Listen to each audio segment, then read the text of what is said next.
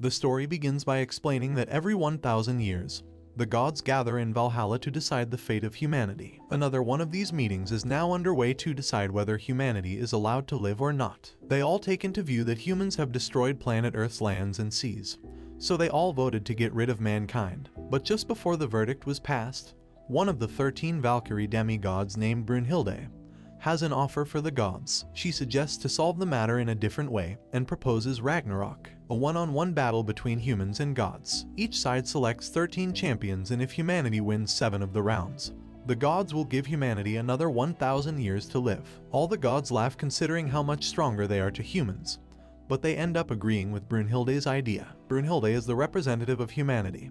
She gets to choose 13 of the strongest humans out of the 7 million years of human history. Soon the great battle between humans and Ragnarok gods begins. The rules of the games are very simple. Humans and gods will fight until the last breath. The god represented in the first round is Thor, the god of thunder, the strongest Norse god. But even so, Brunhilde is still very confident with her human representative. She summons a famous Chinese warrior, an undefeated champion of human history. His name is Lu Bu. The first round begins, and they both approach each other without knowing how the other opponent will attack. Thor and Lu Bu have similar fighting styles, and they are the ones known to be able to defeat their opponents with a single blow. They both strike, and Thor uses the Thor hammer attack, and Lu Bu uses the halberd to withstand it. Then suddenly Thor activates the divine lightning power, where he tilts his whole body backwards, after using the attack, making everyone believe he was going to win. Lu Bu suddenly emerges from the fog, injuring Thor. The gods are shocked that a human weapon could even injure a god. But it turns out that before the match began, the 13 Valkyrie demigods all gathered together to create weapons for the representatives of humanity.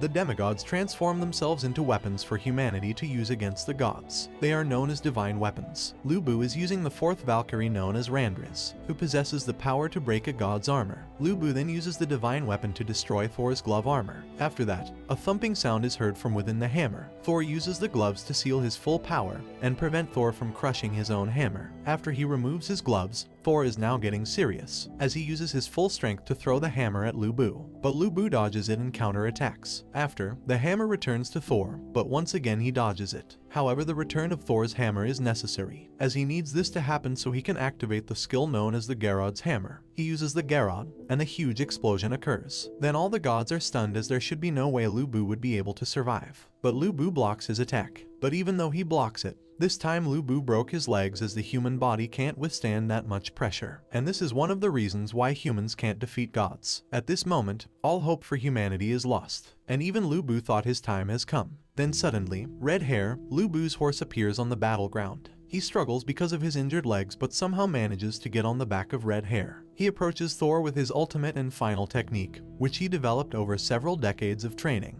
The crowd are cheering for Lu Bu as he goes in for his final attack called the Sky Piercer, while Thor throws the hammer with all his might. But Lu Bu's power is unmatched against a god, and Thor is shown victorious. However, even after being defeated, Lu Bu is still happy of the outcome because he finally challenged a worthy opponent. His army charge onto the battlefield and scream out at Thor to end them so they can reunite with their lord Lu Bu, now that he's gone. So Thor answers their wishes and they all get wiped out by the hammer. And now mankind is one step closer to extinction. Brunhilde, the representative of humanity, decides to summon the next human, who has a special code next to their name. This will be the champion in the second round. As he appears, all mankind recognize exactly who it is. He's the one who hates the gods the most throughout human history. It's the one and only original ancestor of mankind, Adam. Adam's opponent is Zeus, who is the god of gods. They didn't expect such a powerful god to participate in the second round, since the original opponent for Adam was meant to be the Indian god Shiva. But at the very last second he was swapped with Zeus, thus making Brunhilde very worried. Adam then enters the battlefield with confidence and doesn't care about who he's facing. Then Zeus appears with a very dominating aura, and uses his power to boost his physique. Before the round starts, Reginleif, the seventh sister of the Valkyries, offers herself as Adam's weapon. They combine souls, and the people are shocked when they see Adam's weapon, which is an iron fist, or knuckle dusters, which he can use to defeat the oldest god in the universe. Zeus is the first to attack, and he unleashes a punch at the speed of light, but Adam simply dodges it. which infuriates Zeus. Then Zeus uses even more power and does the meteor jab technique. But even so, Adam still manages to easily dodge all his combo attacks. But then Adam strikes back using the same moves as Zeus. He does this by using his special ability called Eyes of the Lord. The gods created Adam as a perfect reflection of themselves, so Adam is able to copy any moves the gods use against him. Adam is winning the fight so far by striking Zeus with his own powerful attacks. Suddenly, Zeus changes his approach of attack from punching to kicking.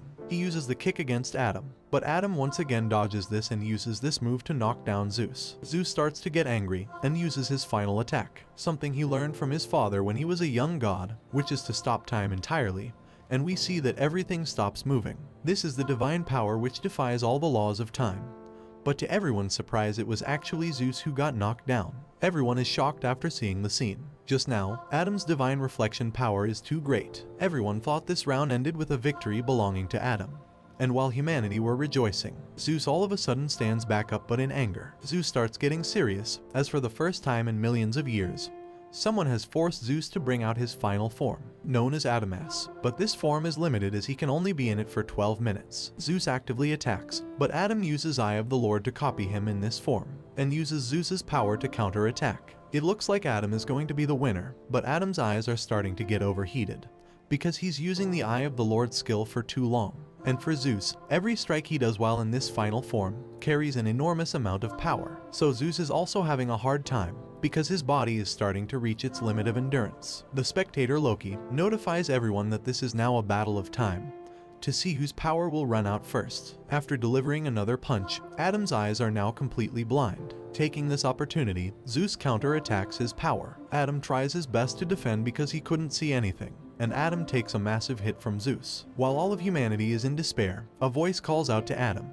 And at the last moment, the father of all of mankind is still determined to protect all of his children. It was a miracle seeing Adam get back up and continue the fight, being in his condition. After Zeus takes another punch from Adam, Zeus collapses, but everyone realizes that Adam is standing completely still. Everyone thought that Adam had won, but it turns out that Adam had already taken his last breath moments ago when he went blind. But even after his death, his soul lived on and continued to fight on for his children. Zeus was claimed the winner in the second round. So after 2 matches, 2 humans and 2 Valkyries are dead. Humanity must win the third round. At this moment, Brunhilde received word that the god Poseidon will be the opponent in the third round. Poseidon is the brother of Zeus, a god known for being the most brutal, and he's the ruler of the seas. Brunhilde was finding it hard to select the right person for the third round. And just then, an old guy walks in saying he would represent mankind. His name is Sasaki Kojiro, also known as the greatest loser in history. Even in death, he continued his path to becoming the greatest swordsman. When Kojo draws a sword, everyone is shocked to know that he reached the highest level of a swordsman.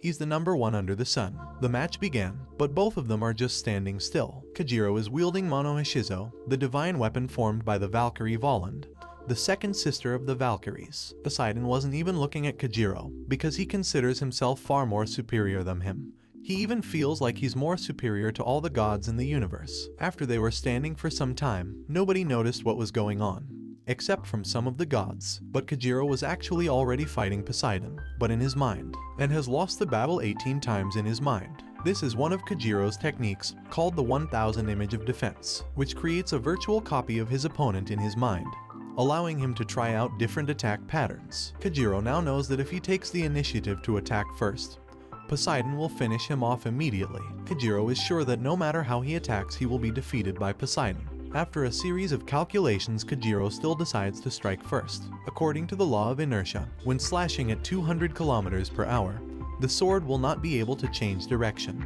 But Kojiro is different and uses a special skill called the Tsubeim Gishi. After using Tsubeim Gishi, Poseidon looks into the eyes of a human for the first time.